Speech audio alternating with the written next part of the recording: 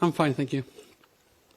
Robert, just starting off with team news, any players returning and how's the general fitness of the squad? It's good. It's a lot of players training, so it's only basically Beth in England who cannot be in the squad for Sunday. And Robert, just in terms of attacking right now, Beth in England, other than her, no other Tottenham players scored from open play since the opening weekend with WSL. How do you diagnose those attacking issues? What do you think the root cause of them are, and why do you think Tottenham is struggling so much to score? Obviously, Bethany is an amazing finisher, so I think that's one thing. And then it's a mixture of how we play, how we create chances, and where we are with the self-confidence of the attacking players. We worked quite much the last weeks to make sure we find our identity, how we play, how we want to create chances. And I think against West Ham we actually played some really good football, and we had some really good chances, and then they scored on a deflection. So it's a mixture of quality, of course, and also the phase we are.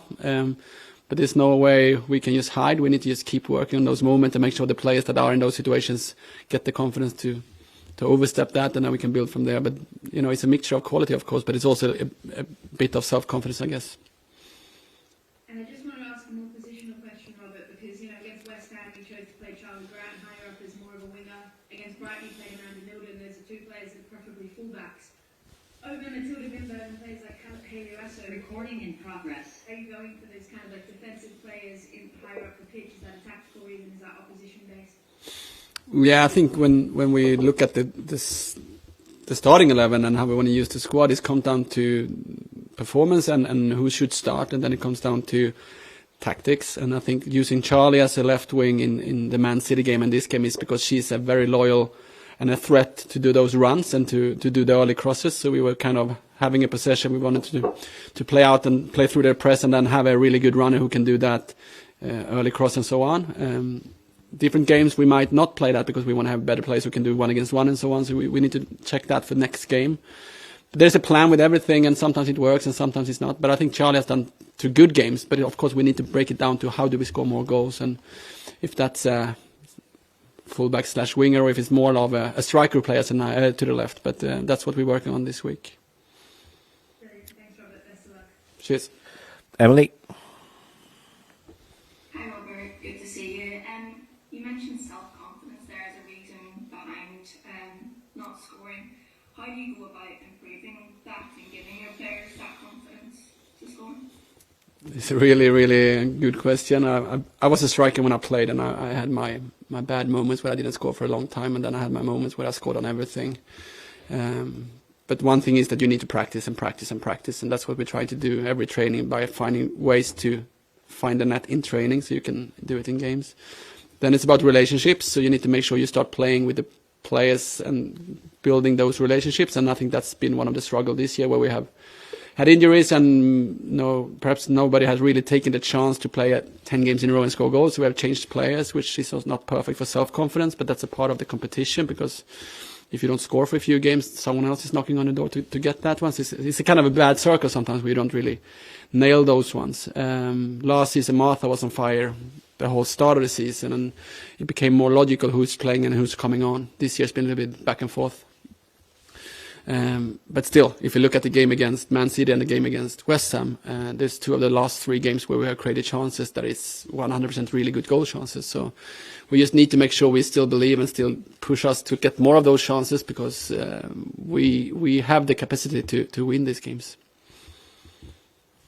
And then just on Leicester this weekend, what are you expecting from them? And they've kind of turned their season around in recent weeks. Does that give you confidence that you can kind of put this run form behind you and finish the season on a better note?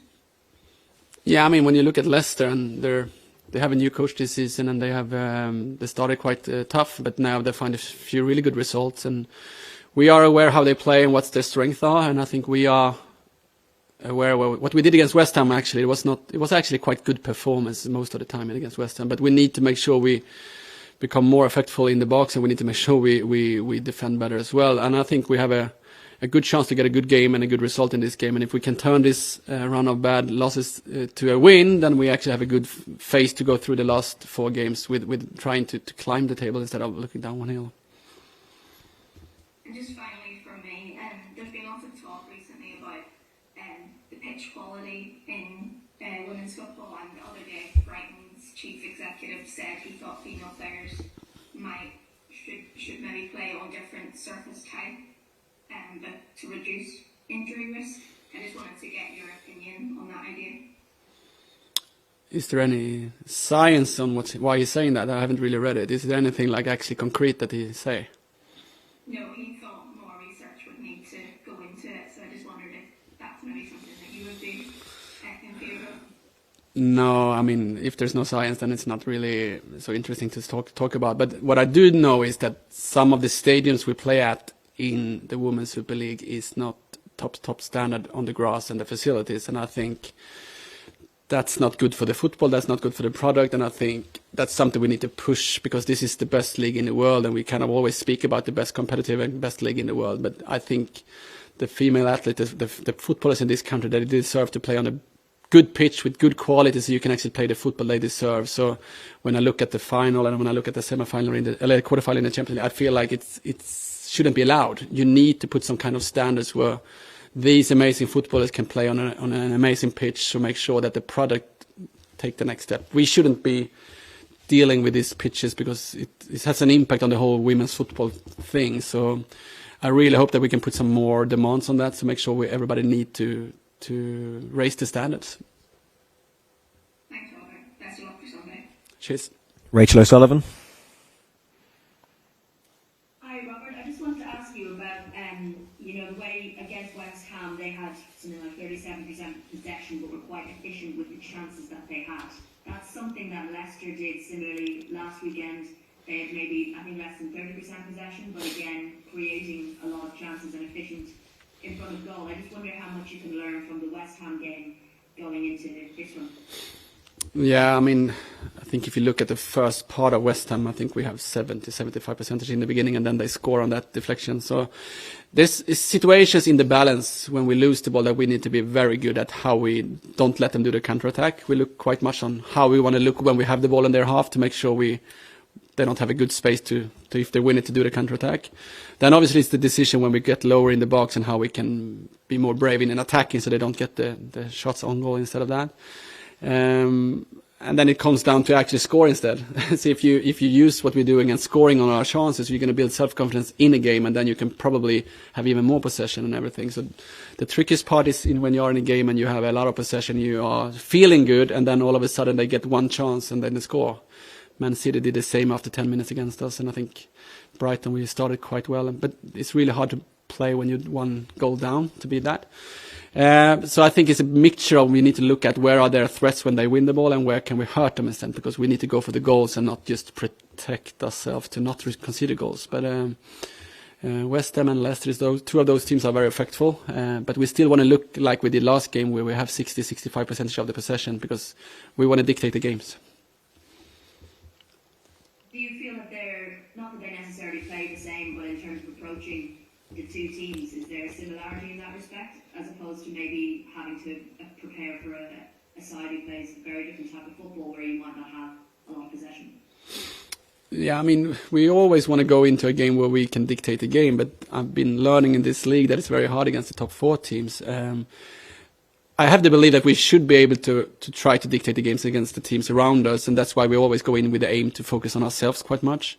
And then we break it down to, of course, where is the spaces and how do Leicester play in and out of possession. But we're going to focus a lot on ourselves and the performances tomorrow, on Sunday and the next upcoming games, because that's the way to look good even next year. So we need to start building that ground now. We cannot just go into this game and try to hope to win and kick long, because then we lose our identity. Then we don't really know if we're going to win anyway. So we're going to focus on us, and we hope that we can dictate the game against Leicester.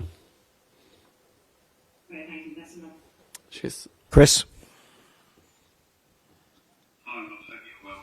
Just wondered how things are right now mentally for yourself and for the squad, because of course this is the second time this season to lose 6 on the trot. So how are you feeling right now about it? Losing games is not fun, and not when you do it in a row like that. But the main thing with all things about football and life is that you just keep going, and you need to find solutions to get better and try to get that win. So I'm actually feeling fine. it's tough to lose games, but when you are done with that feeling for 24 hours, you kind of focusing on tactics, performance, starting 11, the squad, and then obviously it's more tricky to handle a squad and everything around it when you're losing games. But that's why I also love to work with this. And it's so much you're learning from this, and it's so much we can use when we fix these problems that we have. So I'm a problem solver, I think, and that's why I want to make sure even if we lose on Sunday as well, then it's like, okay, what do we need to improve? Because we are still looking very good in some phases of the game. We still have a clear view what we're going to do, but we had a tough year, and we need to learn from this instead of just feeling like everything is dark. I know we always talk about the gap between the other teams and, say, the top four, and talk about league position. How important is it that you beat the teams around you? Because a week or so ago, you could have gone up to 5th. And if you do lose on Sunday, you could go down to 10th. Yeah, I mean, that's the reality we have. I mean, we could have won those 2 games and then we were top 5, and then probably everybody would be like, yeah, you're doing a good year. But I'm just saying, like, we can lose, we can win on Sunday. If we lose, we are 10th. If we win, we are pushing higher. But there's no consequence more than that we need to work really hard the next games coming up. And then when you summarize the whole year, you need to be very self-reflecting. I'm going to make sure I reflect on everything I've done this year to make sure we don't do the same mistakes in some areas, and some stuff we've done well, so we can improve that. But this is every week you can win and lose, and you just need to make sure you take steps forward, even if you lose. If we finish 10th or 11th or 5th, that's where we are, and that's what we need to deal with. That's the consequence of our actions. And for me, it's always to look for the solutions and not the problems. Well, on a lighter and more positive note, Eleanor Heap's first England call-up in the under-23s, of course a couple of other players in international squads as well, and more positive news, the under-21s are in the semi-final. How are you feeling about the development of these Spurs women? Yeah, I think sometimes you just look at the development as the result in the table, and I think, okay, you were okay last year, now we're worse this year. But I think if you look at what we have in our squad, the age groups and how they actually are in and around the national teams now, in both under-23s, and we have a few younger ones in the under-19s as well, and then the academy team is doing really good stuff as well. That's why I also see some really good stuff we're doing this year, and that's what we're going to have a benefit next season. So Eleanor Heap is a really good example, because when I came last year and Perry, who was the goalkeeper coach last year, started to work with her, she was extremely far away to be in a game squad, to be honest. She was very, very insecure and not brave on the ball and everything. And through this journey, first with Perry and then with Chris and with this team, she has grown into a really cool character who played some really good games this season and actually now is a future Lionesses. So that shows that we still do good stuff here, and even if we lose games. I think Lena is a good example as well. Ella Morris. So, and it's going to be a roller coaster. Jess was dropped this time, but she has still so much potential to break into the Euros. So I think we need to look at it in a bigger picture. And like I said another time, patience is that we need to put everything together. And right now we have some struggles, but we need to make sure we fix those and bring the other stuff back. And then I think next season can be a really good season. Cheers. That's Chris. Charlotte? Hey, I'll continue with Chris's positivity just for a moment. Last couple of games, even though results haven't been great, I thought Ella Morris has put in some really strong performances. How have you been having her back in the team? That's been a bit of a boost, her return to fitness. Yeah, definitely. I think where we are and where we were last year and what we'd signed for this season, Ella Morris was a very big target for us because we saw the potential in her. Unfortunately, she had some injuries this season, so we haven't really had the pleasure to work with her so much. But now when she have a few games on the run and you can tell her potential, then it's having a big impact on us. So now we have this really cool fullback who have the future to become a really, really high standard player. So that brings the competition up for the fullbacks, and it also gives us some really good moments on the pitch. And there's still moments she needs to improve. I mean, West Ham, she's coming to so many crosses, and in the first half, you don't really nail it. And then in the second half, you have a really good cutback. So it's still potential, but that's the potential we need so we can take the next step. And I'm very happy for her as well, because she's an extremely professional and good character. Yeah, I've been impressed with her performances. Unfortunately, you talk about the England's players. Jess Naz hasn't made it into this latest Lionesses squad. Do you think that's part of reflecting of how difficult the season has been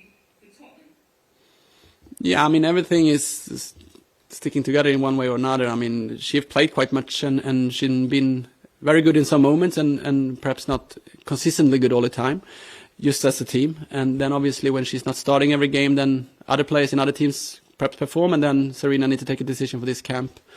The good thing with Jess is that she's working so hard to get back on track, and I think she's really open to find ways to get there. And I think she have some good minutes when she come on the other time, and she has had a good training week. So she's in around to get the starting position back, and I think it's just a matter of time before she get back on track, and then she's gonna hopefully be in the squad again. Might she be starting in that centre forward position this time? You've always referred to her as a player that can play across the front line. Might you be tempted to use her in the centre forward position this weekend? No, she will probably compete as the winger because I really feel like Martha is doing some in and out of possession things that we need, and I think she's so close to score now. So probably Martha will start as a 9.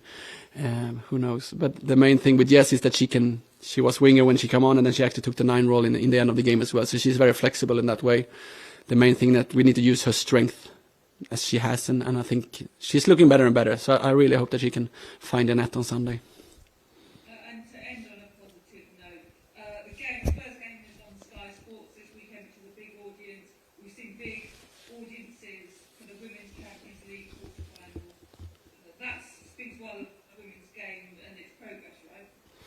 I mean, definitely, and I think you have both sides here. But when I watch the games at Stamford Bridge and Emirates, and you look at the fan base and the football you see there is top quality. If you look at the other way when they play in Real Madrid, or if you look at the other pitches they play in the cup final, it's not fair. So if you bring the games to those stadiums, and if you bring the TV production up there, and you are there and the players are there, everybody gonna have a benefit, and then you see the real product that we have here. So it's actually time to step it up, because I feel like why should we go back and forth with these semi-professional stadiums sometimes? We need to make sure that they get what they deserve, so we can actually start taking the next step, and not only sometimes. Because look at those games this midweek, it's some fantastic football games. Thanks so much. Cheers. Rachel? Hi, Robert.